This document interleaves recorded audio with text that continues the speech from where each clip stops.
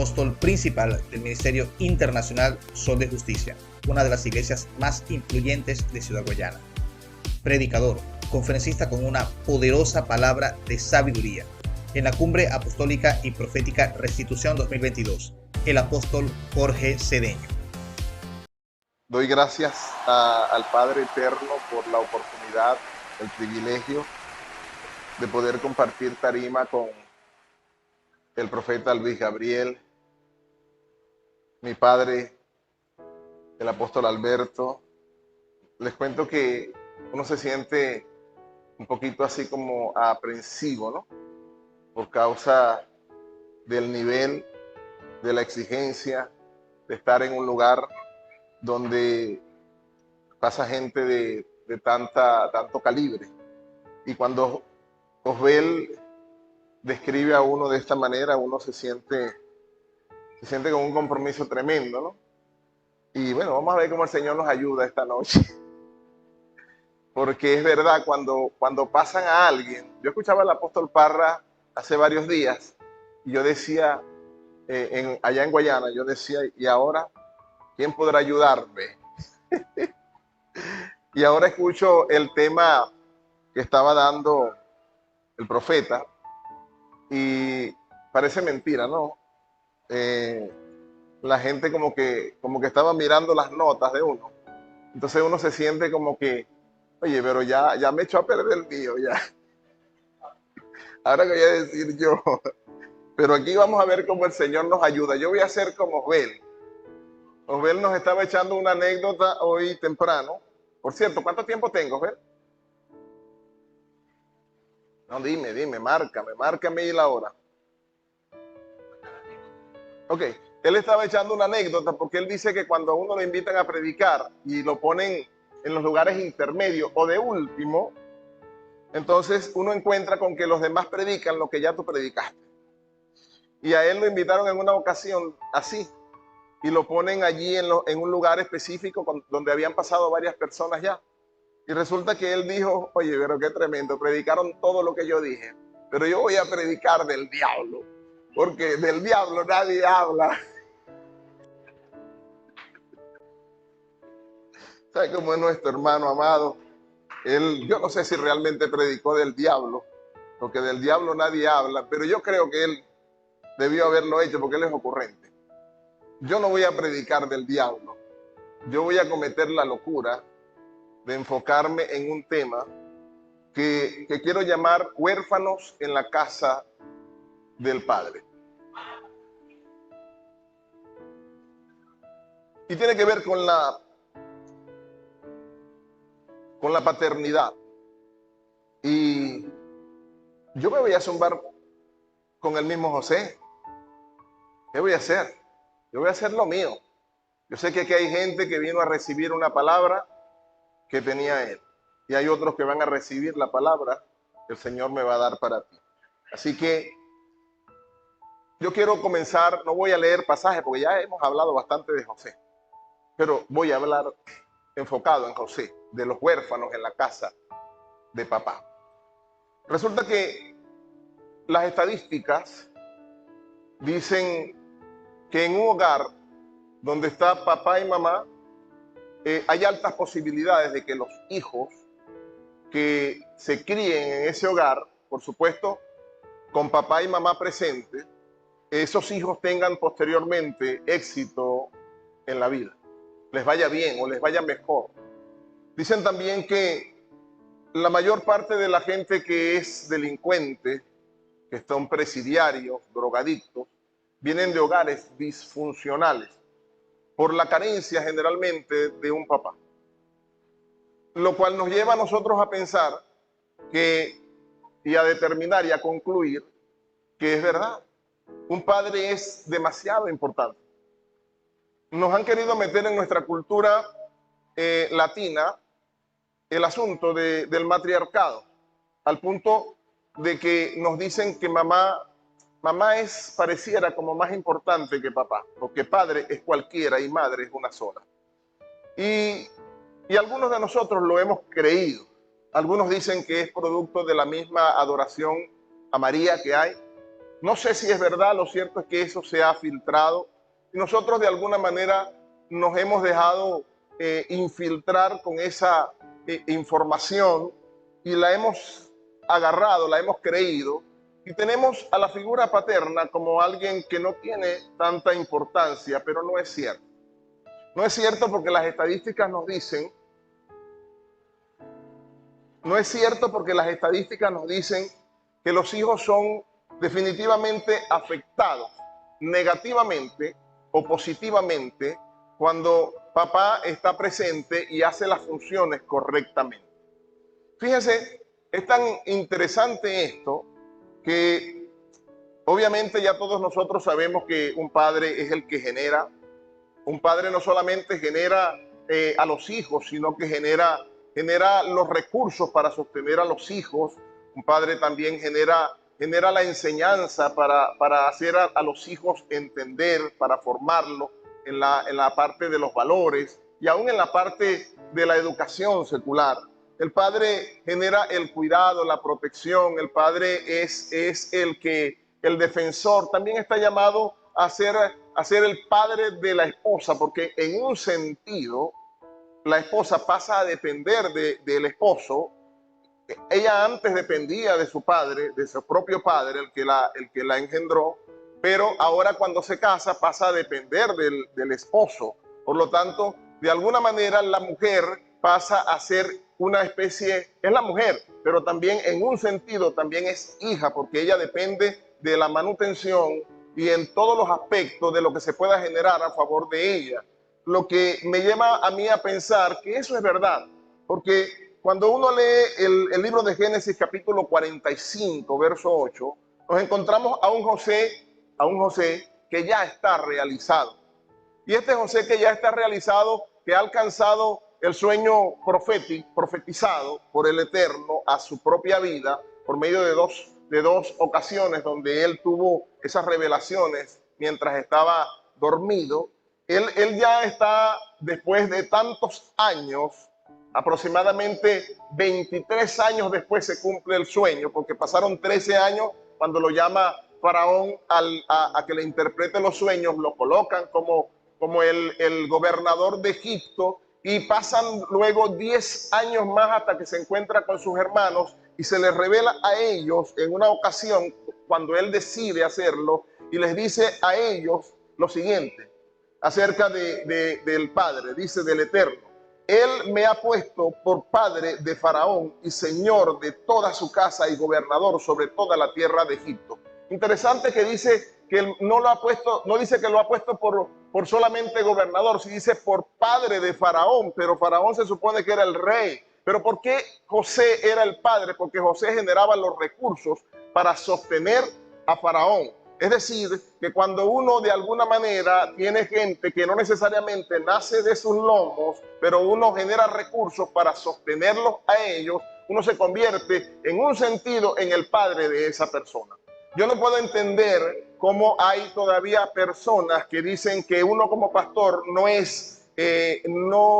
aplica la figura de la paternidad. Hay una línea, hay una corriente cristiana muy fuerte que está tratando de rebatir el hecho de que como ministro, como padre de la casa, como pastor, nosotros somos padres también de la gente a la que pastoreamos. Pues yo quiero decirle que cuando usted genera los recursos espirituales para que ellos sean edificados, alimentados, transicionados y llevados incluso dimensionados para llevarlos a un nivel superior al que ellos vivían cuando llegaron a tus manos, tú eres el padre de esas personas también, porque tú estás sustentando sus vidas y muchas veces con una palabra profética germinada en el Espíritu, por el Espíritu Santo, para cambiar la mentalidad de una persona y llevarla de una cuestión de orfandad a ser un hijo en una casa con derechos y con deberes. Ahora, es interesante todo esto porque nos encontramos, voy a tratar de redimir el tiempo, y hoy batir el récord. Yo soy de los que predican 3 horas, oye, pero hoy vamos a predicar entre 20 y 40 minutos. Vamos a ver cómo me sale la cosa. Es tan importante la figura paterna, pero tan importante, y me atrevería a decir que es mucho más, o por lo menos un poquito más que la de una madre, que, mire, el padre marca la vida de los hijos. Fíjese, un ejemplo de vida, vivencial, que lo viví yo en mi propia casa. Yo tengo una esposa maravillosa. Ah, por cierto, se me olvidó saludarlo, pero como todo el mundo ya lo saludó, entonces yo creo que usted me va a perdonar por no saludarle, pero se les ama, ¿eh? A todos los ministros que están acá, que el Señor les bendiga grandemente. Saludos a todos, un abrazo. Ahí está mi esposa, ella puede certificar lo que estoy hablando. Ella es una mujer muy, pero yo digo que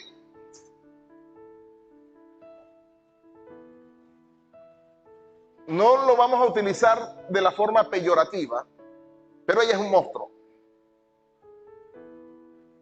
De la positiva forma, quiero que lo vea. Ella es un monstruo. ¿En qué sentido? Es un monstruo en inteligencia. Yo me considero una persona inteligente, pero ella me gana. Me gana, pero me gana bien ganado. No es que me gana por unos milímetros, no, me gana por un montón de distancia.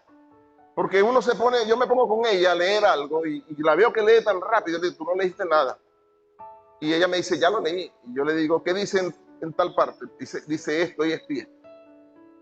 Yo la primera vez que lo vi no lo podía creer y empecé a probarle. Le dije, ¿y aquí? ¿Y en esta página qué dice? Dice esto y esto y esto. Y en esta otra dice esto y esto. Yo me sentía achicopalado. Yo dije, Dios mío, ¿por qué tú me pusiste al lado de esta mujer que no se le olvida nada? Y de hecho no se le olvida nada, es histórica cuando se pone a pelear conmigo, pero no voy a hablar de eso. Pero es sumamente inteligente. Esa parte de la inteligencia, no sé cómo, pero pareciera que las mujeres la transfieren a los hijos, genéticamente hablando. Y el hijo mayor mío, mi hijo, Samuel, oye, tiene una inteligencia impresionante también. Se aburre cuando hay algo que él ya sabe y que otros no entienden. Es tremendo. Pero tengo una hija, no voy a decir que salió genéticamente hablando, pero no tiene esa habilidad tan tremenda. El mayor entiende todo rápido. Antes de los 4 años ya me enseñaba cómo trabajar con las computadoras cuando yo tenía mis problemas para adaptarme a esa cuestión. Y resulta que el muchachito, wow, increíble, y él estaba orgulloso de su inteligencia, sacaba unas notas altísimas en los colegios donde él estaba, y hasta que nació la niña nuestra nos dimos cuenta que la niña tenía no deficiencias no es que era bruta, como dicen vulgarmente, no, ella pero le costaba, no tenía la misma capacidad para agarrar las ideas que el muchacho. Yo soy docente, mi esposa también ha trabajado en la docencia y pudimos percibir que la habilidad para captar las cosas, las ideas de él eran superiores a las de ella. Y de hecho, ella en la escuela, en el colegio, ella pasó mucha dificultad y era una alumna de C. Porque en la primaria creo que ahorita están trabajando con letras, ¿no? C. Y yo le decía, oye, pero no puede ser. Empecé yo a agarrarla. Vea la influencia de un padre. Empecé a agarrarla. El hijo varón, el varoncito, perdón, sacaba unas notas altísimas.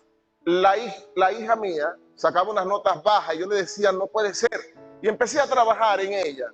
Porque yo escuché al papá, las anécdotas del papá de mi esposa, que le agarraba la cabeza.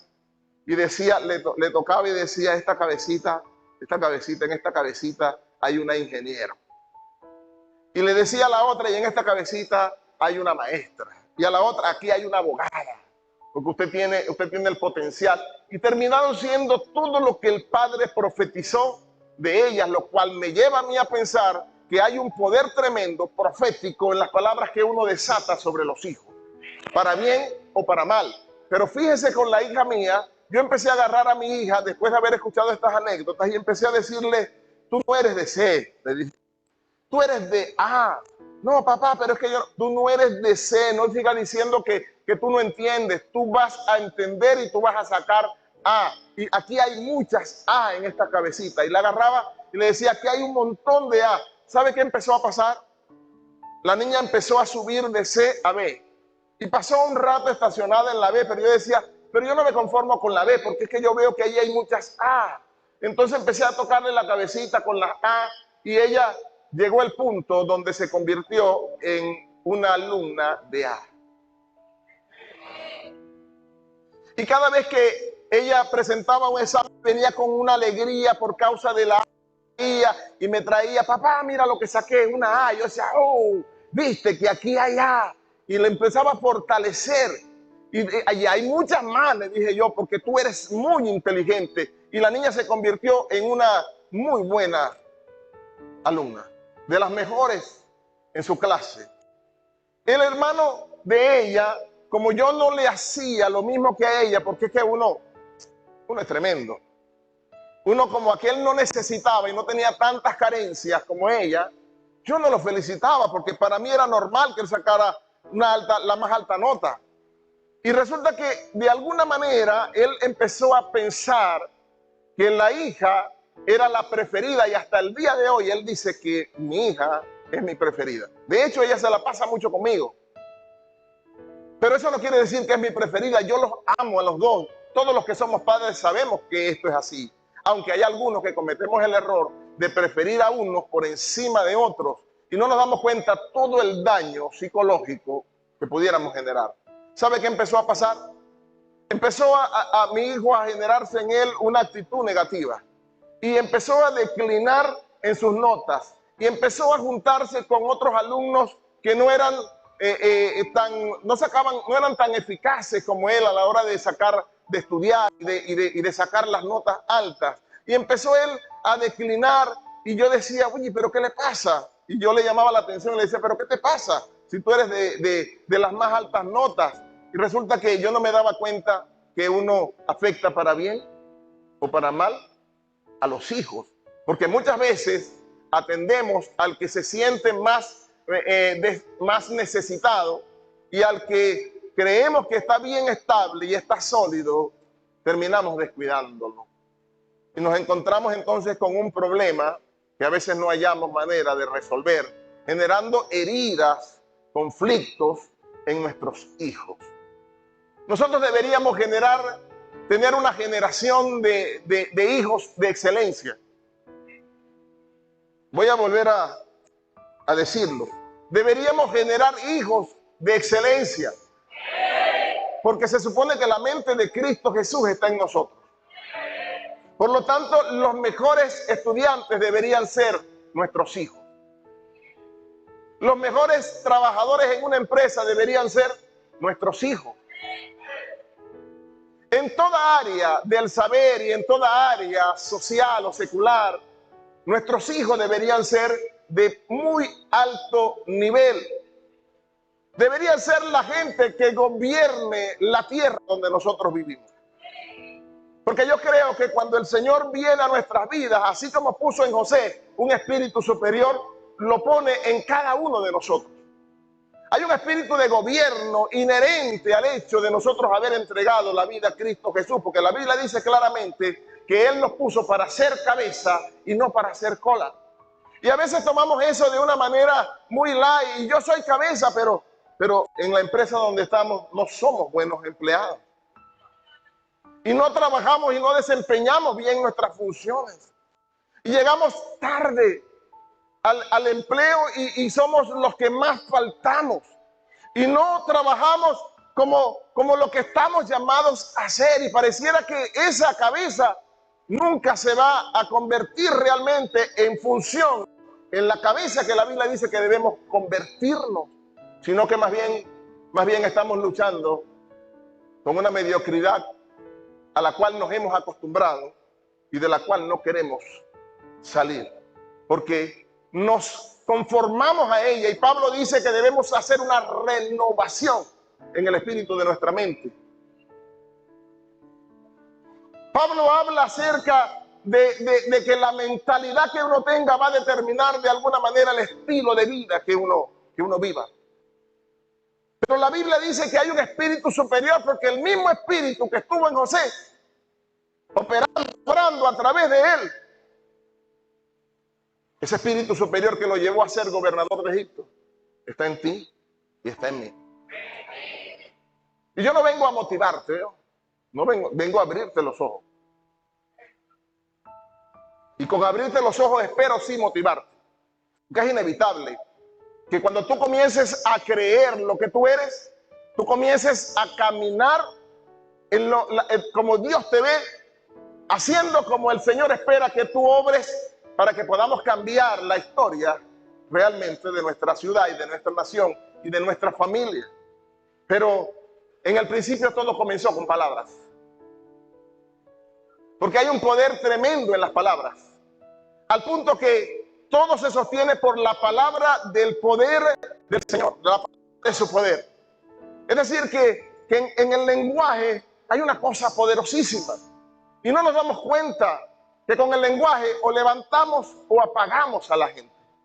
Y resulta que cuando vamos a la historia de la vida de este muchacho, José, nos encontramos con que el mismo Señor, el mismo Padre, el mismo Eterno, el mismo Dios comenzó a estimular en José el espíritu de grandeza en él. Y empieza a darle sueños a los 17 años. Y él comienza a soñar cosas que eran para él fáciles de interpretar, y él podía verse como el que iba de alguna manera a ser el próximo patriarca de su familia. Cosa que no entendieron sus hermanos. Y ustedes todos sabemos la historia de lo que pasó, cómo lo llevaron a Egipto. Pero antes de llevarlo a Egipto, su padre parecía que percibía, porque él era profeta, el padre de este muchacho era el patriarca, era el sacerdote y era profeta. Y podía percibir en este hijo algo diferente a los demás, al punto de que es verdad que nació de la amada, de Raquel. Eso es cierto, esto no lo podemos negar. Es verdad que fue el hijo menor en su momento, el hijo de la vejez, y en la vejez pareciera que los padres ven a los hijos no como hijos, sino como nietos, porque los abuelos aman, parece que a los nietos más que a los hijos, porque a los hijos todos nosotros sabemos que nos golpearon, nos castigaron, no tuvieron misericordia, nos llevaron a fuerza de palos a enderezarnos, pero a los nietos no permiten que nosotros le corrijamos. Y José era el consentido de su papá y lo amaba tanto, pero tanto, que lo prefería. Dice que lo amaba más que a los hermanos. No lo digo yo, lo dice la Biblia. Lo amaba más que a sus hermanos. Lo prefería por encima de ellos. Por un lado, porque era el hijo de la amada Raquel. Por otro lado, porque era el hijo de la vejez. Pero yo creo que por otro lado, porque el espíritu profético que había en José se manifestaba también el espíritu profético que había en Jacob. Y usted sabe que, peyorativamente hablando, hay un dicho que dice que burro con burro se rasca. En otras palabras, el que es profeta quiere andar con profetas, y el que es apóstol quiere andar con apóstoles, y el que es evangelista quiere andar con evangelistas, y el que es chismoso quiere andar con chismoso. Y uno se da cuenta que en los colegios los muchachos que son malos estudiantes, ¿con quiénes andan? Y los buenos, ¿con quiénes quieren estar? Porque parece que hay una atracción y queremos caminar con la gente que piensa que es afín a nosotros. Ahora, yo creo que José, su padre, percibía algo espiritual en él. Y el Señor lo había puesto, evidentemente. Y esos sueños lo llevaron a él a ser esclavo, primero en Egipto. Y fíjese, cuando el muchacho está en Egipto, había lo superior, la grandeza que había en él se manifestaba, aunque era un esclavo. Pues todo lo que hacía, lo hacía con excelencia. Ese es el espíritu superior. Si todo lo que tú haces lo haces con excelencia, es porque hay un espíritu superior en ti. Y si no lo estás manifestando en este momento, debes abrir bien los ojos, porque el espíritu del Señor está sobre ti y te envía para hacer cosas grandes. Amén. ¿Será que puedes estremecer al que tienes a tu lado y decirle: hay un espíritu superior en tu vida y se espera de ti cosas grandes? Se espera de ti que camines en excelencia, se espera de ti que obres en excelencia. Y resulta que José seguía siendo esclavo, pero aunque era esclavo, él no se veía como esclavo. Él se veía, parece ser, como el Eterno lo veía. Porque parece ser que aunque los sueños quisieron sepultarlo, los hermanos de él, porque lo primero que dijeron cuando lo entregaron: vamos a ver ahora qué será del soñador, fue lo que dijeron. Pues querían sepultar los sueños, pero hay sueños que no pueden morir jamás. Los sueños tuyos de ser ingeniero, abogado, empresario, rico, millonario, tal vez no se lleguen a cumplir, pero el sueño de Dios en tu vida no puede morir jamás. Porque cuando hay un propósito del Eterno contigo, Él, como le dijo a Jacob, no te dejaré hasta que haya hecho en ti todo lo que yo he prometido que voy a hacer. ¿Será que puedes aplaudir al Rey?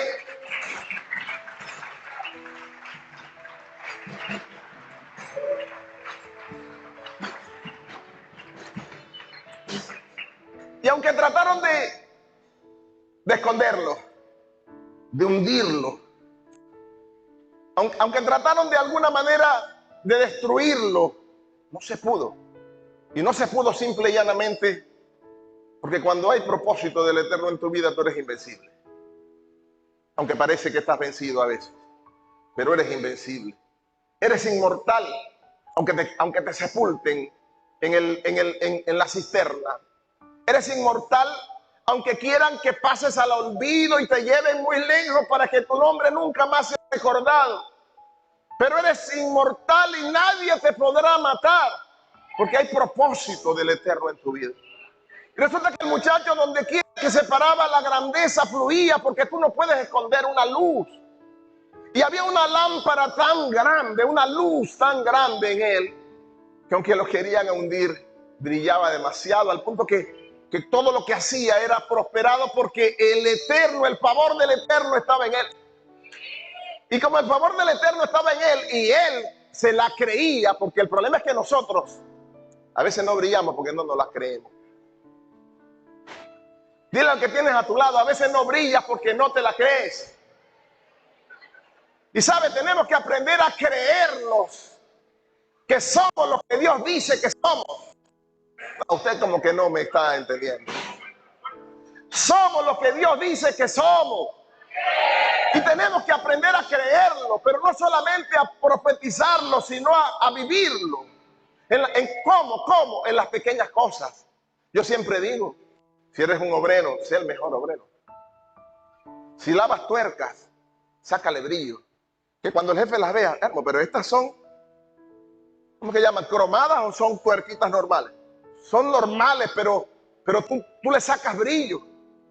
Si estás en algún lugar en el que sea como José, aunque no te estén pagando todo lo que tú esperas que te paguen, tú vas a trabajar y vas a hacerlo bien.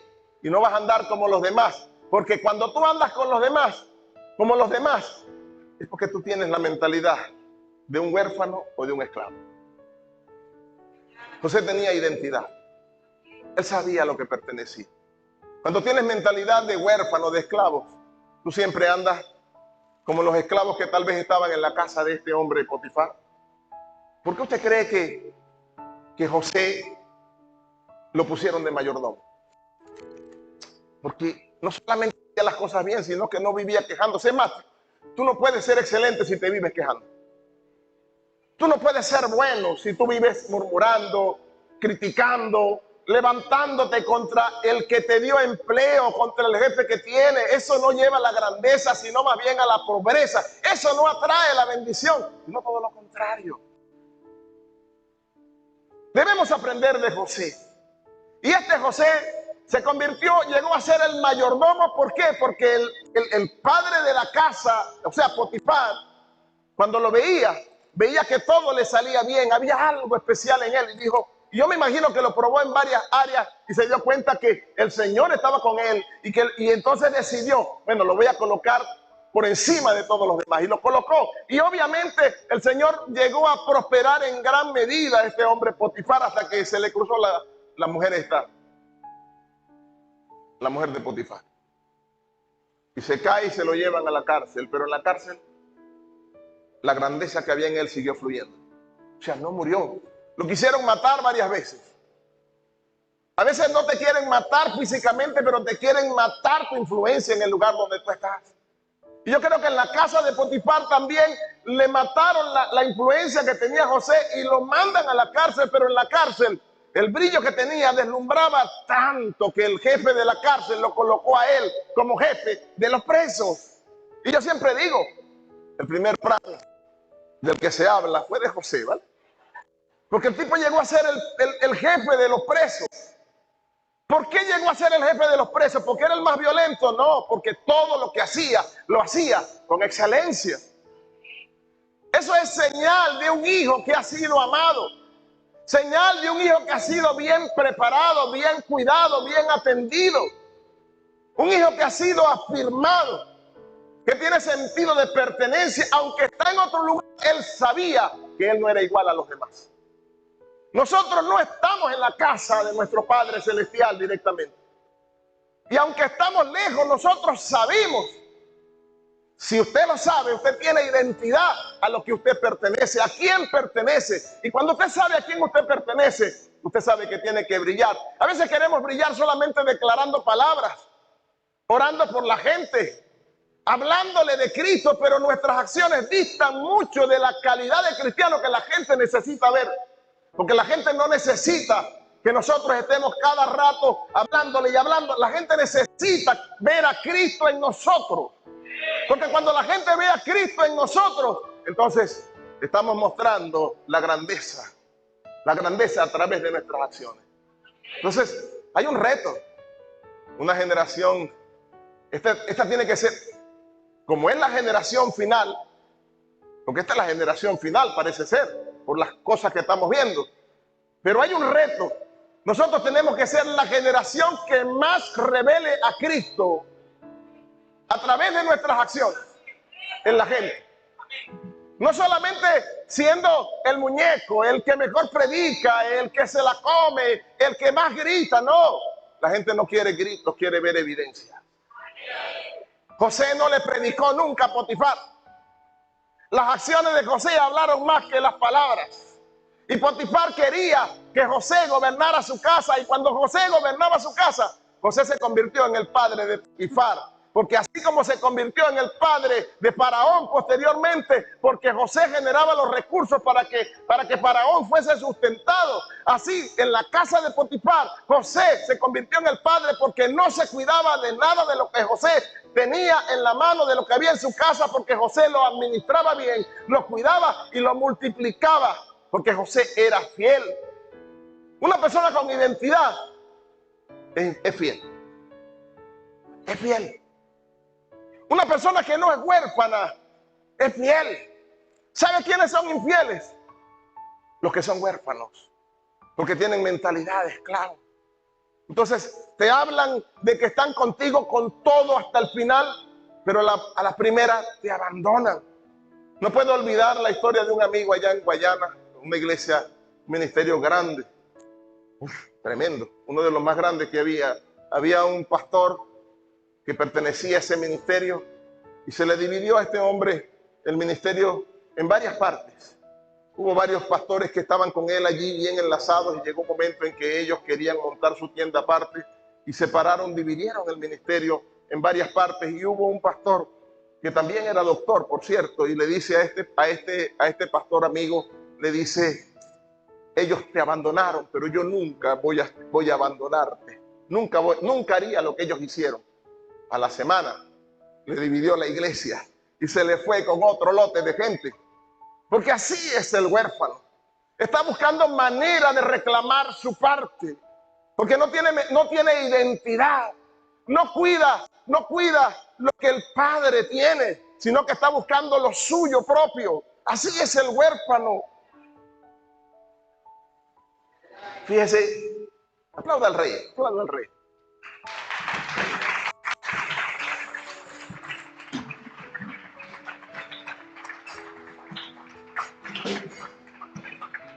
La diferencia con José, y por eso digo tenemos que aprender de José, es que José cuidaba lo que no era de él, aunque no era de él y aunque él no ganaba, porque un esclavo que puede ganar.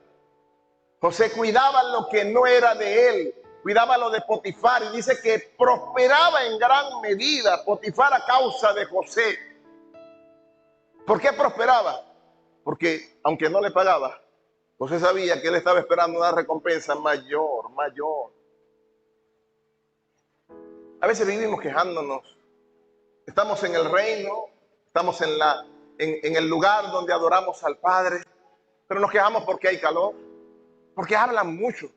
Nos quejamos por todo, hasta porque no nos dan agua, hasta porque tratan a uno con más deferencia que a otro. Nos quejamos tanto y no nos damos cuenta que mientras más nos quejamos, más distantes estamos de sentirnos realizados o de lograr una realización en el reino. José no reclamaba, nunca vemos en la Biblia a un José reclamando. ¿Por qué? Yo me preguntaba, pero ¿por qué? ¿Motivos tenía? Claro que tenía motivos. No se quejó cuando sus hermanos lo agarraron y le quitaron la túnica. No se quejó cuando lo zumbaron en el hueco ese, en la cisterna. No se quejó cuando lo vendieron. No se quejó cuando lo vendieron otra vez. No se quejó cuando llegó a la casa de Potifar. No se quejó cuando la mujer de Potifar levantó las calumnias contra él. No se quejó cuando llegó a la cárcel. Porque cuando tú tienes hay algo superior en ti, tu naturaleza no es quejarte. No es quejarte, no es quejarte. Aunque tú no aplaudas, tu naturaleza no es quejarte si tienes algo superior en ti. Tu naturaleza es hacer las cosas bien. Aunque no te paguen lo que tú sientes que te mereces. Tú sabes que tú no estás esperando esa recompensa, estás esperando algo mejor. Y en su momento va a llegar. Y hay otra cosa. Cuando tú actúas de esa manera, inevitablemente vas a subir. No vas a bajar, vas a subir. Siempre vas a ir hacia arriba. Aunque te quieran hundir, aunque te quieran aplastar, siempre vas a subir hasta que llegue el día en que te llame Faraón. Las conexiones divinas de las que tú hablabas. Llegó el día de la conexión divina, aunque yo creo que Potifar fue una conexión divina porque justamente era el capitán de la guardia del Faraón. También allá en la cárcel llegó dos conexiones divinas, una en particular, el hombre de la copa, el hombre que probaba el vino, fue la conexión que después le habló al Faraón acerca de José, aunque en el momento no cumplió la promesa. Cuando el Señor necesitó que realmente la cumpliera, el Señor le despertó a él el recuerdo, haciéndole ver a Faraón que sí había alguien. Esa es una conexión divina que no se activa cuando tú quieres, sino cuando el plan del Señor lo establece de esa manera. ¿Para qué? Para sacarte del hoyo, de la cárcel, de la sepultura, para llevarte delante del Faraón y para que te destaque. Y te vas a destacar porque te has acostumbrado a hacer las cosas callado, con excelencia, aunque nadie te levantaba, aunque nadie daba medio por ti. Va a llegar un día en que en el momento correcto el Señor va a hacer que la luz tuya brille con una intensidad impresionante. Y José llegó a ser gobernador de Egipto. No voy a entrar en detalles, porque si no me llevaría varias horas. Ahora, fíjense, yo digo que José fue un campeón. Para mí José fue un campeón. Pero no llegó a ser un campeón. Llegó a ser hasta el padre de Faraón. Pero no llegó a ser un campeón por casualidad, porque nadie llega a ser un campeón por casualidad. Nadie llega a ser casualidad. Me llama la atención cómo llegó a tanto. Un tipo que era un esclavo, ¿cómo llegó a tanto? Y en mis meditaciones, en mis análisis, y quiero creer que en la guía del Señor entendí cuál era la causa. Y creo que la causa fue su papá Jacob. La causa fue su papá Jacob. ¿Por qué digo que la causa fue su papá Jacob? Porque es que ¿quién estaba encargado de transferir la fe de una generación a otra? Cuando el Señor habla con Abraham, le dice: yo sé que después de ti tú vas a enseñar a tus hijos a temerme, a cumplir mis mandamientos, mis preceptos y mis estatutos. Yo sé que tú lo vas a hacer. ¿Y usted cree que no lo hizo? Lo hizo con Isaac y lo hizo también con Jacob. Y estoy seguro que Isaac reforzó en Jacob esa cuestión. ¿Y usted cree que si este hombre con sentido de propósito, de reino, de pertenencia a Jacob, estoy hablando, cuando tuvo a su hijo querido del alma, no le iba a hablar de los códigos del reino? Eso no aparece en la Biblia, pero no hace falta que aparezca, es fácil de entender. Porque no es casualidad que tú seas íntegro, ¿vale? Porque a ser íntegro, tú no naces siendo íntegro. Tú no naces siendo íntegro. Tú no naces siendo fiel. Tú aprendes a ser fiel. Tú no naces siendo un campeón. Tú aprendes a ser un campeón. Tú no naces siendo excelente. Tú aprendes a ser excelente. Nadie nace siendo lo que fue José. Eso se desarrolla. ¿Y sabe quién? ¿Quién lo desarrolla? Tu padre. ¿Cómo lo desarrolla? Con palabras. ¿Cómo se desarrolla? Pasando tiempo con un hijo. ¿Cómo se desarrolla? Amando al hijo, abrazando, dando amor, dando el sentido de que pertenece, que eres aceptado y que eres amado, porque todos los seres humanos tenemos esas tres necesidades básicas: aceptación, ser amado y ser aceptado. Cuando tú no te sientes aceptado, tú no llegas a tener ese sentido de identidad y de pertenencia. Cuando tú no te sientes amado, es difícil. Vas a luchar como Lea luchaba por el amor de Jacob, pero ella se sentía menospreciada. Te vas a sentir menospreciado porque no te sientes amado. Así como Lea, cada hijo de Lea, revise los nombres de los hijos de Lea. Cada uno de ellos hablaba de la necesidad que ella tenía de su marido, porque la Biblia siempre se encargó el Señor de recalcar, porque Lea era rechazada o Lea era menospreciada. Tremendo, tremendo. Cuando tú no te sientes amado por un padre que tuviste, va a ser difícil que captes la visión de ese papá. Lo que él puede querer tener, querer que tú logres grandes cosas, pero nunca lo va a lograr a menos que sacrifique tiempo contigo, a menos que sacrifique amor por ti, porque amar no es un sentimiento, es una determinación. Tú determinas amar. Hay hijos que son malos, ¿vale? Porque no todos los hijos son buenos, pero tú decides amarlos a pesar de. Como la canción que dice Rubén Blades. Yo soy un poco mundano, ¿yo? Si acaso. Rubén Blades tiene una canción que a mí me parece muy, muy tremenda. La que dice, saliendo del hospital. Ya lo que pasa es que la voz ya no me da.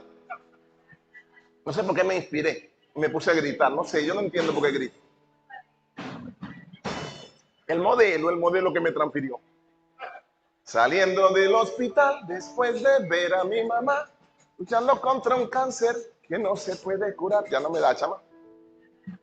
Vi pasar una familia, no voy a cantar, pero voy a recitar. Vi pasar una familia, al frente iba un señor de edad, una doña, dos muchachos y varias personas más. De la mano del Señor, un hombre joven caminaba cabizbajo y siendo arrepentido. Él era la causa de esa discusión familiar. Y el papá de golpe empieza a decir, aunque tú seas un ladrón y aunque no tengas perdón, yo tengo la obligación de sostenerte, de cuidarte, de protegerte, a pesar de, porque solo quien tiene hijos entiende que el amor de un padre no acaba jamás. Tremenda, es poderosa esa canción, ¿no? Es poderosa, es mundana, pero es poderosa. El amor de un padre no acaba jamás. Es impresionante el entendimiento que tenía Rubén acerca de la paternidad, al punto que lo plasmaba en sus canciones poéticamente hablando. Y yo estoy seguro que José no llegó a ser un campeón, porque sí, porque bueno, se encontró, persiguió su sueño. José no persiguió ningún sueño, papá. ¿En dónde? ¿Cuándo? ¿Qué oportunidades tuvo? Ninguna. Pero no desperdiciaba nada.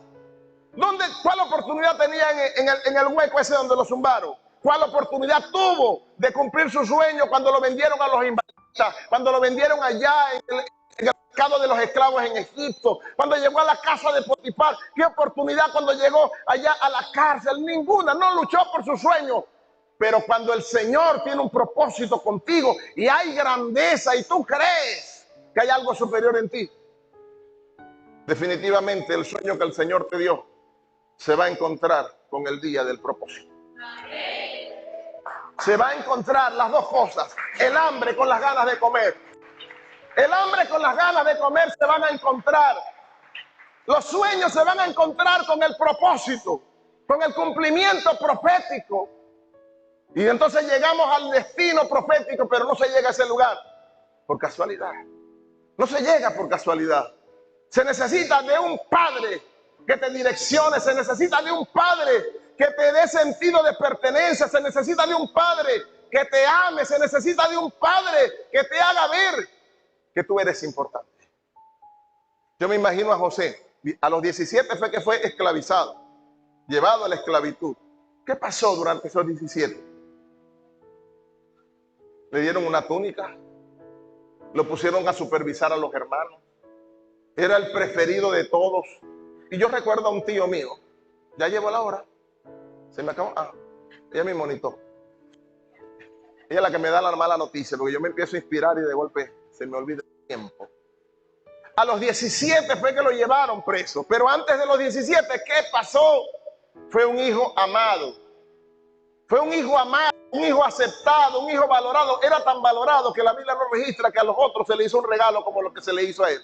Era tan valorado que la Biblia no registra que a los otros se les puso a supervisar a sus hermanos. Y José se sentía tan identificado con su padre, que cuidaba los intereses de su padre, que cuando llegaba del campo de cuidar a las ovejas, le informaba a su padre la mala conducta de sus hermanos. ¿Y usted cree que los hermanos de él no se daban cuenta de eso? Claro que se daban cuenta. Pero lo que le quiero decir es que José copió el espíritu de su papá. ¿Sabe qué? Voy a cometer una locura. ¿Dónde está Osbel? Se me fue. Voy a cometerla. Se me fue. ¿Tú me das chance de decir esta locura aquí, los medios? Sí, la digo. Voy a correr el riesgo de que usted me quiera crucificar. Pero yo le voy a decir algo que tal vez usted no ha escuchado nunca. ¿Me puedo decir esta cosa loca que voy a decir? A ver, quiero decir una cosa loca aquí.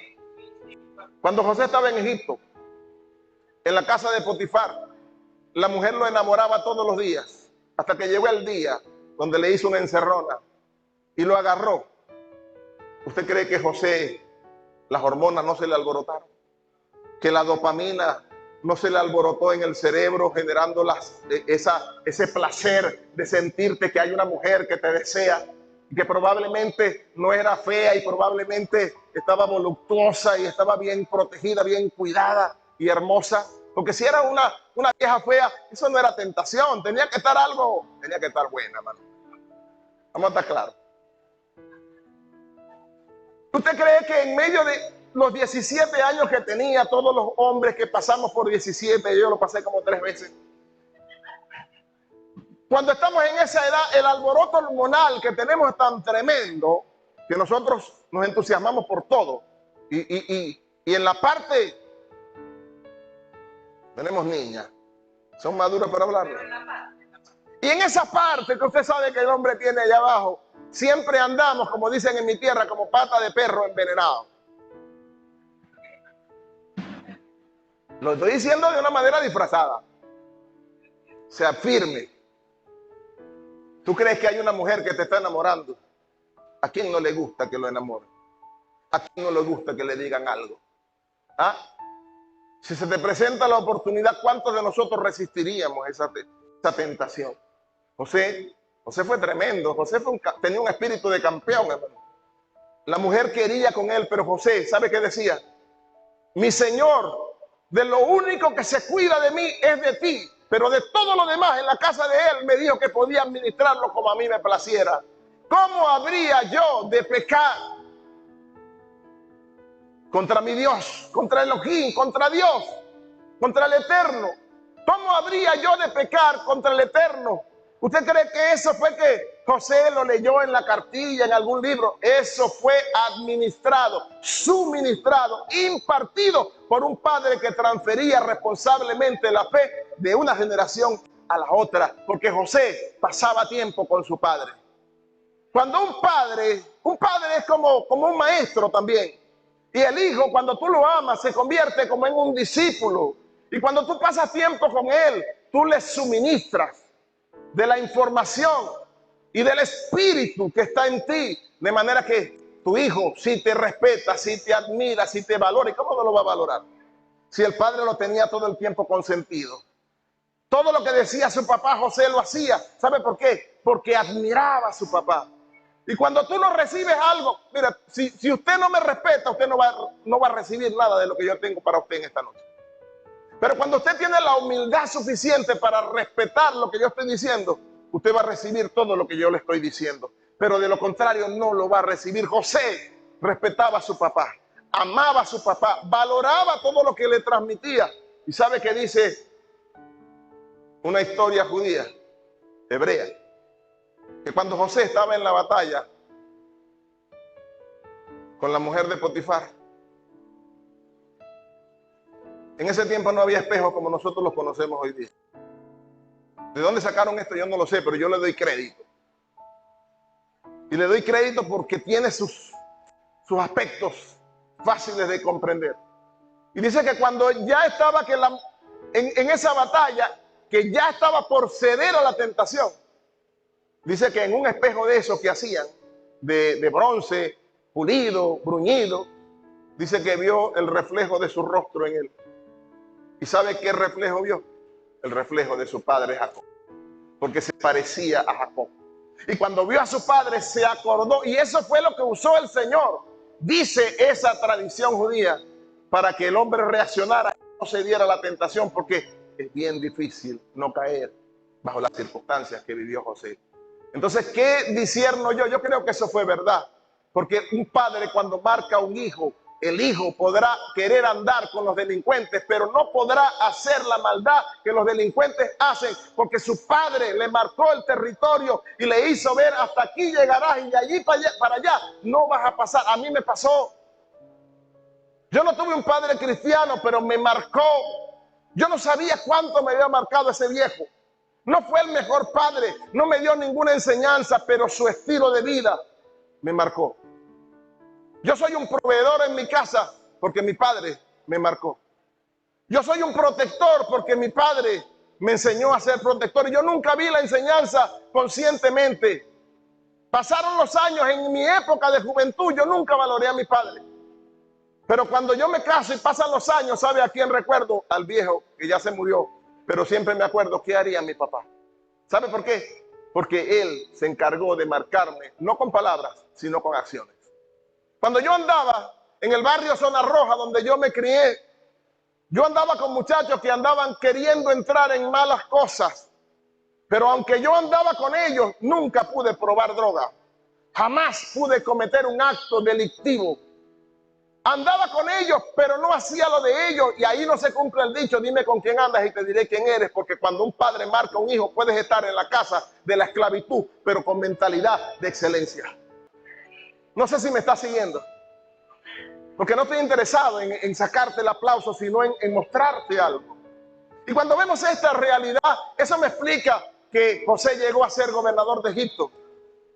No por casualidad, sino porque tuvo un padre que lo dimensionó con palabras. Tuvo un padre que lo direccionó con ejemplos, con modelos, con enseñanza, pasando tiempo con ellos. Y cuando yo analizo todo eso, amado, ¿cuántos ministros hay acá? ¿Cuántos ministros hay acá? Todos somos de alguna manera ministros. Estamos llamados. Usted es un líder. Yo disiento mucho, me perdonan, no puedo evitarlo, soy así, con aquellos que dicen que el líder no existe, no se ve en la Biblia, no hace falta. Cuando tú conoces el lenguaje, tú sabes que no hace falta decir que tú eres una líder. Eres líder hasta en tu casa, porque si eres el padre de unos hijos, tú estás llamado a ser el líder de esa familia. Y la madre también es una líder. Y si eres el hermano mayor, estás llamado a ser el líder. Así como José, aunque era menor, se convirtió en el líder de sus hermanos. La palabra líder no existe en la Biblia, pero eso no quiere decir que no estaba implícita. Es lo mismo. Es lo mismo. No está implícita la palabra líder en la palabra pastor. Claro que está implícita, pero no está escrita como tal. Pero él es un líder. Como padre estamos llamados a liderar a nuestros hijos y encaminarlos por el camino correcto para que sean realizados. Y José llegó para mí a ser gobernador de Egipto por el padre que tuvo. Pero el padre que tuvo, aunque lo llevó, hay una tragedia que tenemos. Yo no estoy viviendo el tiempo, pero hay una tragedia que tenemos en esta historia. ¿Cuál es la tragedia? Y ahí es donde quiero llegar, porque yo capté en el espíritu el asunto de la restitución, así como el apóstol, y creo que este congreso no es casualidad. Cuando yo te escuchaba, yo dije: wow, está tremendo. El Señor no se pela. ¿Por qué lo digo? Porque hay una tragedia en la familia de José. Tenemos un José que llegó a ser gobernador de Egipto, un campeón. Diga conmigo, un campeón. Pero tenemos otros hermanos. Todos los demás no se realizaron en la misma dimensionalidad. Todos los otros hermanos no se realizaron en la misma dimensión. Entonces yo hallo eso una tragedia. ¿Cómo es posible que José llegó a ser un gobernador y tenía un espíritu superior, pero sus hermanos no? Yo hice un perfil de cada uno de los hermanos de José y llegué a la conclusión de que el que tenía que ir a Egipto era José. Porque si iba Simeón y Leví no iban a calificar porque ellos eran capaces de hacer maldad. Si iba Rubén, no calificaba. ¿Por qué? Porque Rubén, el carácter se le veían las costuras al carácter de José, que había trazas de maldad en él, que no tenía tan afincada José. Cuando tú veías a Judá fue el que dijo que lo vendieran, y todos los demás hermanos de José consintieron en venderlo y consintieron cuando dijeron que lo iban a matar. Conspiraron contra José. Y el único que no conspiró contra nadie fue José. Entonces yo entiendo que el único que estaba calificado para ir a Egipto y pasar ese vaporón fue el hijo que fue formado a los pies de su padre. Todos los demás hubiesen fracasado y se hubiese perdido el propósito. Y recuerde algo, cuando José se revela a sus hermanos, José le dice a sus hermanos, le dice, cuando ellos saben que es José, y él le dice, hey, soy José, ¿cómo que no me conoces? Como dice la canción. ¿Ah? Y José le dice, soy yo. Y José le dice, ellos se asustaron porque ese es José, y se pusieron atemorizados. ¿Y sabe qué le dice José? Les dice a ellos, no teman, porque ustedes pensaron mal contra mí. No fueron ustedes los que me enviaron aquí. José había tenido un entendimiento impresionante, una revelación. Porque ¿qué? Cuando tú tienes un espíritu superior, a ti se te aclaran las ideas. Tú no eres obtuso, no estás trabado. Hay gente que tiene un espíritu como que lo tiene trabado, como que lo tiene trancado. No logran entender quiénes son, ni para dónde van, ni el propósito del Señor en sus vidas. Porque tienen un espíritu de orfandad que está operando en sus vidas. Pero cuando tienes un espíritu que sabes que tienes un Padre y que a qué perteneces y cuál es tu propósito, a ti como que se te aclara el entendimiento. Y a José se le había aclarado que no habían sido sus hermanos, que ellos habían pensado mal, pero en la prognosis del Eterno, él, en su providencia, él había previsto que José, por su previo conocimiento de él, del Eterno, fuese llevado a Egipto, y en Egipto pasara por todo este proceso formativo, porque tenía que ser formado también. El hecho de que tenía un espíritu superior no quiere decir que no tiene que pasar por circunstancias adversas y situaciones difíciles. Él tenía que ser preparado, pero cuando ya había cumplido el proceso y había llegado el momento de tomar la posición para la cual fue establecido previamente por el Eterno como herencia para él, como gobernador de Egipto, José ya tenía un nivel de revelación aún superior, y cuando llegan los hermanos, él no toma venganza.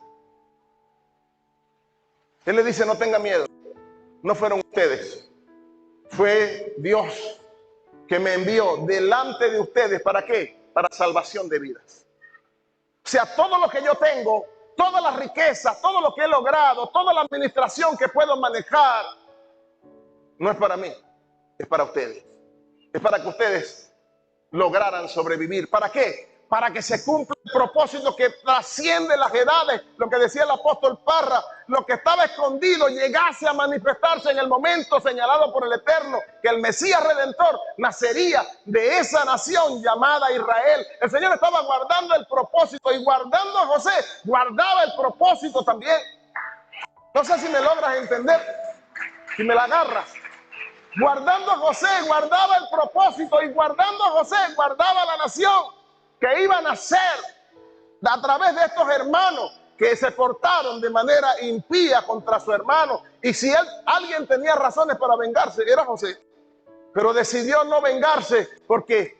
Porque es cuando tú tienes un espíritu superior, tú sabes que todas las cosas nos ayudan para bien a los que aman al Eterno. Y en ti no hay un espíritu de venganza. Tú sabes que la maldad que tú me haces, chico, tú estás obrando para la grandeza que el Señor quiere lograr en mi vida. Dile al que tienes a tu lado, cuando tú me haces un daño, tú lo que estás es preparando el terreno para que yo crezca, no para que yo me hunda. Yo no sé, parece que usted está dormido en esta noche. Yo quiero que le digas a la que tienes a tu lado, mira, tú no estás entendiendo.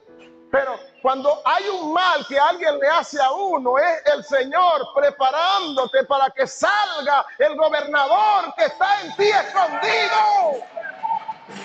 Hay un gobernante en ti escondido que no saldrá a la luz a menos que venga unos 11 hermanos a hundirte en una cisterna.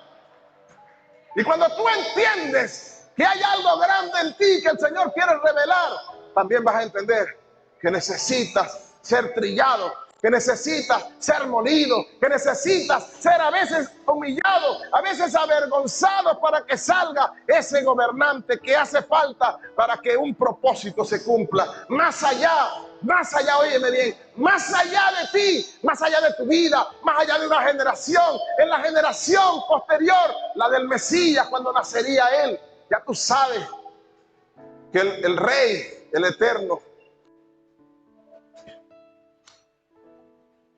no te levanta para que tú seas famoso nada más. No te levanta para que tú seas famoso nada más. ¿Sabes cuál es la tragedia de algunos de nosotros? Que el Señor empieza a usarnos y creemos que el Señor me está levantando es para que yo sea famoso, para que yo tenga plata, porque sí, para que yo disfrute de bienes y riquezas y cosas, porque sí. Y andamos entonces apoderándonos de lo que el Señor nos está entregando y no entendiendo que cuando tú estás en un reino y tienes mentalidad de hijo, de reino, todo lo que tú tienes no es tuyo, no te pertenece. José lo entendió. Ahora soy gobernante, soy el padre de Faraón, pero ustedes no me enviaron aquí. Fue el Eterno que previa vio todo lo que iba a acontecer y antes de que aconteciera me envió para preparar el terreno para la llegada de ustedes, para salvación de vida, para que el propósito escondido en el tiempo se cumpliera en el momento señalado. Si me la estás agarrando, si me la estás agarrando, aplaude al Rey de Gloria y di: recibo, entiendo, comprendo, lo capto en mi espíritu. Cuando tú logras entender esto, tú no vas a llorar, ¿vale? Ya tú no vas a llorar, porque tú entiendes, todas las cosas nos ayudan para bien. Aleluya, gloria a Dios.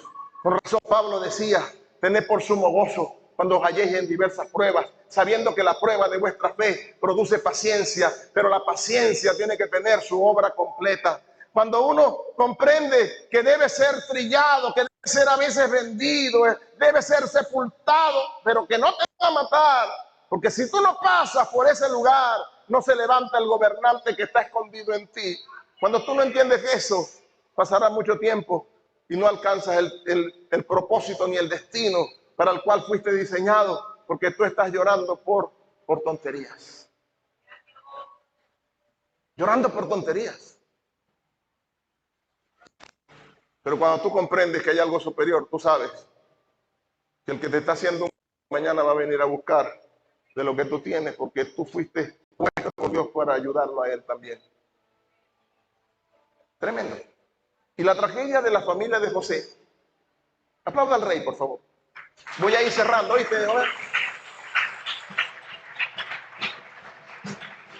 Hoy el espíritu de maestro se ha desatado en mí. Y te quiero enseñar algo.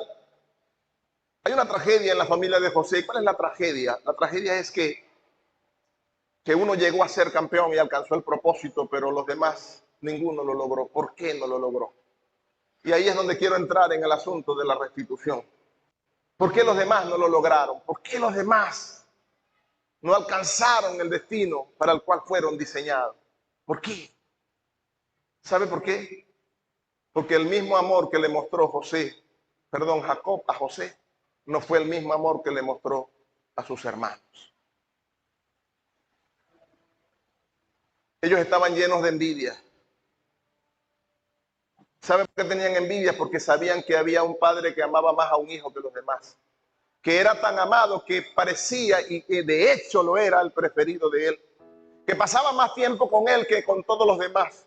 Y cada hijo necesita a un padre que le pase la mano, que lo cuide, que le atienda, que lo haga sentirse amado, que lo haga sentirse aceptado. ¿Sabe?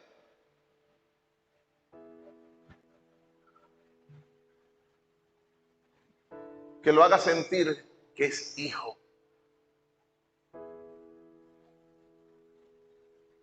Y ahí entro en el título del tema: huérfanos en la casa de papá. Hay padres que son padres, ejercen la función de padre, pero a veces la ejercen con uno o con dos en la familia. Pero los demás se sienten que papá no los ama Y cuando tú no sientes que papá te ama, tú te sientes abandonado, tú te sientes huérfano, tú te sientes despreciado, rechazado. Y ahí entiendo, no quiero ser el abogado del diablo, ni el abogado de los hijos de José, de Jacob, pero yo comprendo que ellos se sentían así. ¿Sabe por qué? Por la culpa de su propio padre. Yo entendí la paternidad. Un padre debe llevar a sus hijos al destino profético.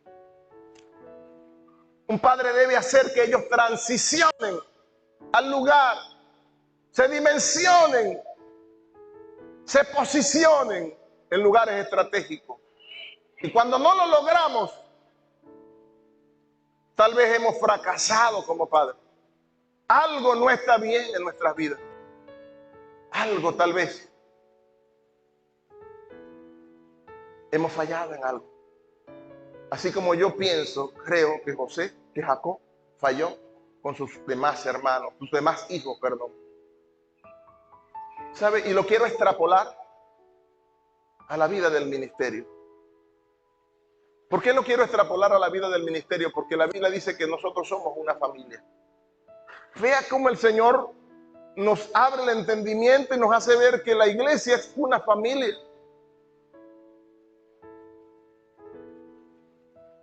Pero en esa familia también hay hijos preferidos.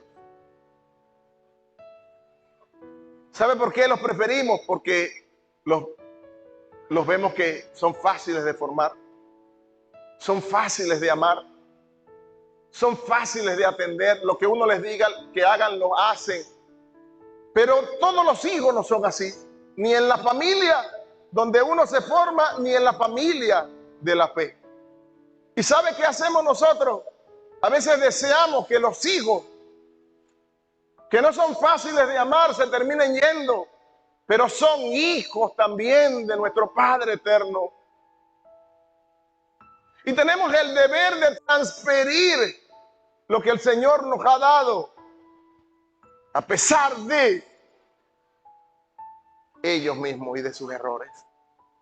¿Y sabe qué hacemos? A veces los corremos. A veces los golpeamos, a veces los maltratamos. Tengo 28 años ya sirviéndole al Señor, no estoy hablando tonterías. Sé de lo que estoy hablando. Pero a veces uno no lo entiende. A mí me pasa como a Job, de oídas te había oído, no había entendido, pero ahora estoy entendiendo que todos los nacidos de nuevo no necesariamente son fáciles de amar. Hay algunos, cada uno es original, tiene una personalidad diferente, pero necesita ser amado. Porque amar es una decisión, pero es más fácil echarlo fuera y preferir al que obedece. Yo no quiero echarle tierra aquí a ningún pastor, solo estoy haciendo una reflexión. Y si usted no quiere, no me la tome, pero yo quiero que usted la tome, porque yo creo que el Señor me permitió traer este mensaje para usted. Dile que tienes a tu lado, es para ti. Y amamos a los fáciles de amar, pero los difíciles, con ellos no queremos pasar tiempo. Con ellos queremos rapidito deshacernos de ellos. Cuando vienen a hablar con nosotros, no queremos ni atenderle. Estoy ocupado. No tengo chance. Mira, tengo que salir corriendo porque tengo alguna diligencia. Siempre tenemos un pretexto. Y queremos la iglesia más grande del mundo. Y queremos el ministerio más poderoso de Venezuela. Y queremos que el Señor nos use. Pero los hijos de Dios los estamos rechazando. Porque déjeme decirle, por lo menos en el caso de los hijos de José, el facilito de amar era José. Todos los demás eran una piñita, una chupetica de ajo. Pero el Señor no los desechó. Si se da cuenta, sacó las 12 tribus de Israel. De esa gente, yo me identifico con esa gente. Porque yo digo, Dios, también tenían errores, al igual que yo. También cometieron faltas, al igual que yo. No eran perfectos, al igual que yo. José parece perfecto, ¿vale? ¿No se da cuenta? Pero a todos los escogió el Señor para hacer cada uno de ellos una de las tribus, representantes de cada uno cada uno de ellos representantes de las tribus de Israel. Y recuerdo en mi profesión docente, en el tiempo que daba clases, que yo prefería, y así como yo, muchos maestros, a los buenos alumnos, a los rebeldes, a los malas conductas, a los otros uno no deseaba que le tocaran, porque no queremos lidiar con los difíciles. Pero los difíciles también pagan su matrícula. Los difíciles también son hijos. Los difíciles también necesitan. Es más, yo estoy seguro que los difíciles son los que más necesitan de nuestro cariño, de nuestro afecto y de nuestro amor. Porque llevar a José a las grandes ligas, a campeón, es fácil.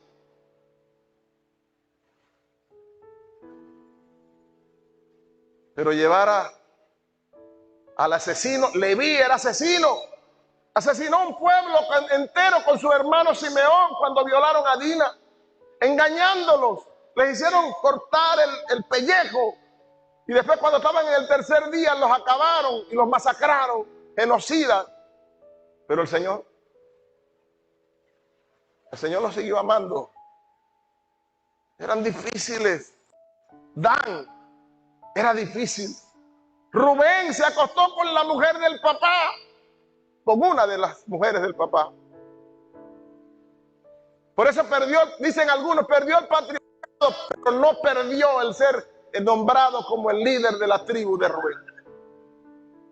Porque seguía siendo hijo. Tú fuiste un delincuente, pero el Señor no te rechazó. ¿Sabe por qué? Porque lo vil y lo menospreciado, dice la Biblia, que escogió el Señor para avergonzar a los que se creen que son gran cosa. Mis amados amigos, pastores, tal vez no me inviten más. Yo digo siempre, a mí me usa el Señor en profecía, predicando. La palabra profética sale cuando yo predico. La palabra de ciencia sale cuando yo predico. El Espíritu habla por mi boca al espíritu de la gente.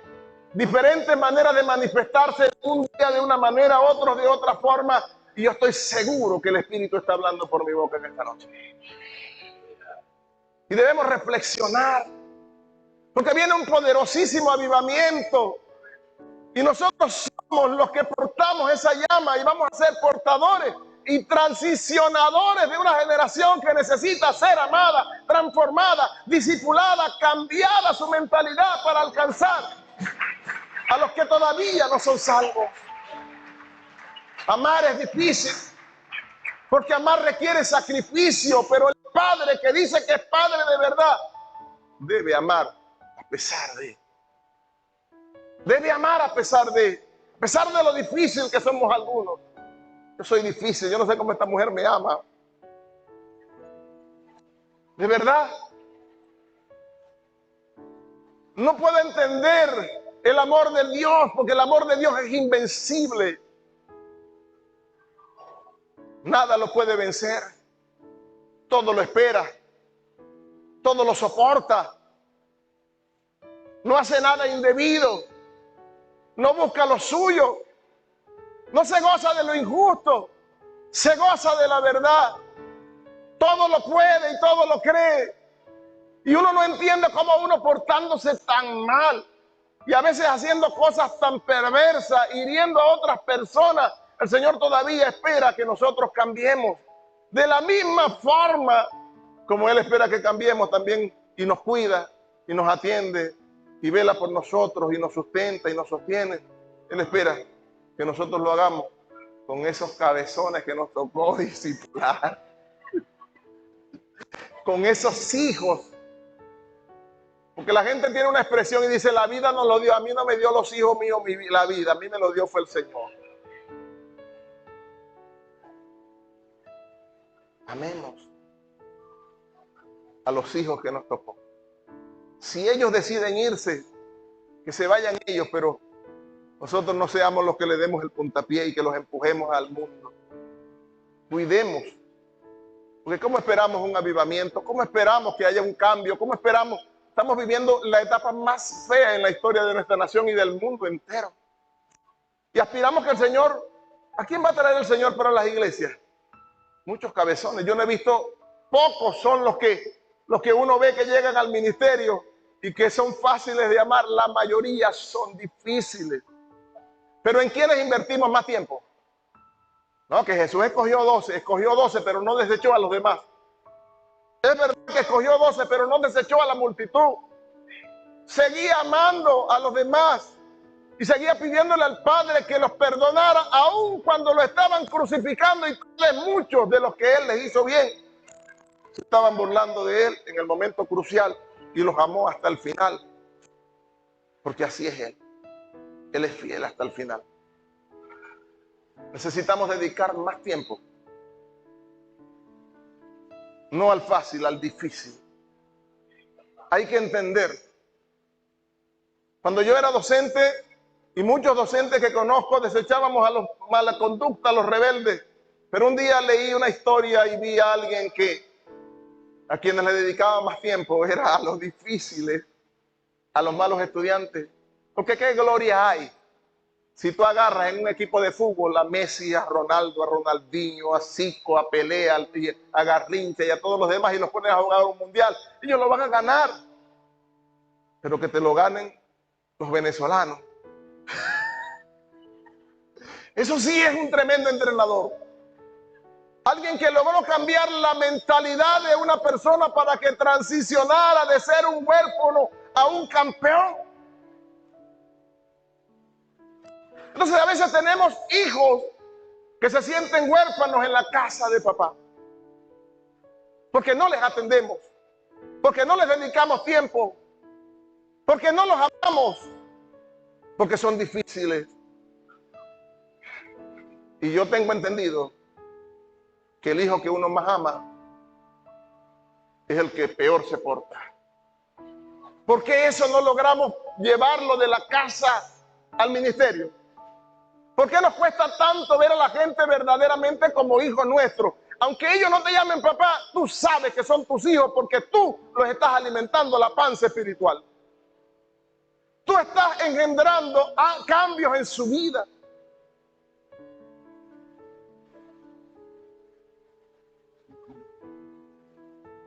Una vez vi una historia también, y con esto voy a cerrar, definitivo. Yo cierro 3 veces o 4. Como todos los pastores. O como algunos. Que Gabriel dijo que iba a cerrar y cerró. Yo no. Yo soy el que cierra varias veces. Y estoy ministrando y cerrando. Alguien le dedicó tiempo a un niño rebelde, una maestra. Y el muchacho no entendía. Y ella le dedicó tanto cariño y tanto afecto a pesar de que era difícil. El muchacho un día empezó a agarrarle amor a los estudios. Se terminó graduando y ella le perdió el rumbo. El muchacho se terminó convirtiendo en médico. El que no valía nada, el que nadie apostaba por él. El que nadie quería pasar rato con él, ella pasó tiempo con él y lo llevó de la esclavitud a la grandeza.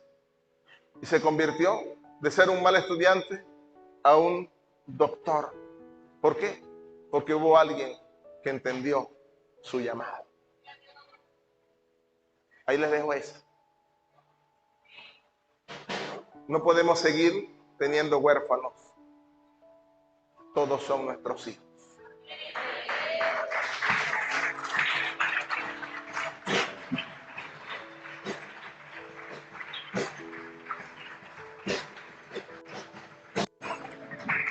Si entendemos esto, vamos a levantar una generación poderosa. Una generación no llevada por la emoción, sino una generación que alcance el propósito, el destino profético, una generación entendida en los tiempos, con un espíritu superior, caminando en la excelencia. No es fácil.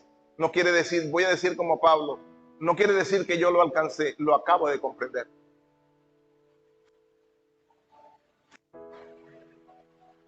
Y desde ese ratico para acá que lo acabo de comprender, he entendido que yo no vivo para cumplir mis sueños, sino los sueños del Eterno. He entendido que yo no vivo para ser famoso, Yo existo para ser discípulo.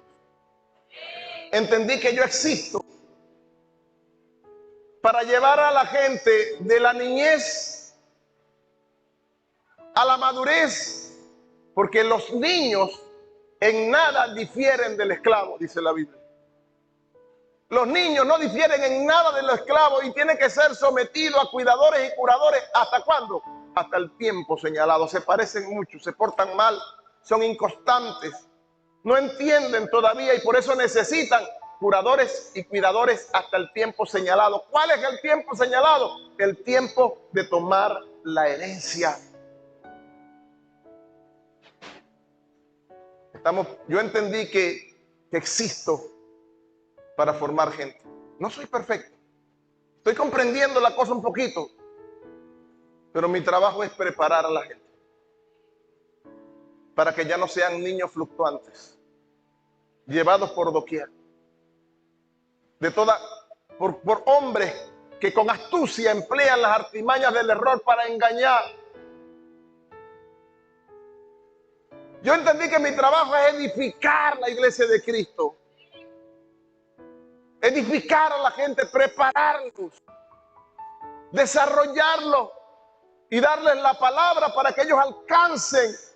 Porque hay una palabra profética que uno suelta y con misericordia y con verdad es que se enseña, dice mi Biblia por lo menos. Y cuando lo entiendo, entonces digo las verdades, pero actúo con misericordia. Sé que están cometiendo errores, pero los sigo amando, porque mi amor está creciendo y he llegado al entendimiento de que el hecho de que se portaron mal no resta amor a mi vida, pero tampoco me hace ciego. No es ese amor ciego, es el amor que entiende que aquel necesita ayuda y que a mí me pusieron para ayudarlo. Y si lo logro ayudar, logré cambiarlo y logré hacer mi trabajo en el reino. Amén. Por eso yo creo que esto es restitución. Porque necesitamos restituir. ¿Con quién? Con esos a los cuales no amamos tanto. Porque si no lo hacemos, eso será una cumbre más, joven. Pero si 2 o 3 de nosotros comprendemos, le aseguro que de aquí a un tiempo vas a formar la gente que va a cambiar o van a ser parte de los que van a generar los cambios en la nación que se necesitan que ocurran. Porque un hijo amado, un hijo valorado, un hijo que no se siente menospreciado, es un hijo que desarrolla y alcanza destino profético. Las estadísticas dicen, y empecé con estadísticas y voy a cerrar con estadísticas, que los hijos que su padre abraza y les dice palabritas sencillas, no es mucho, palabras de amor que le digan, te amo, te amo.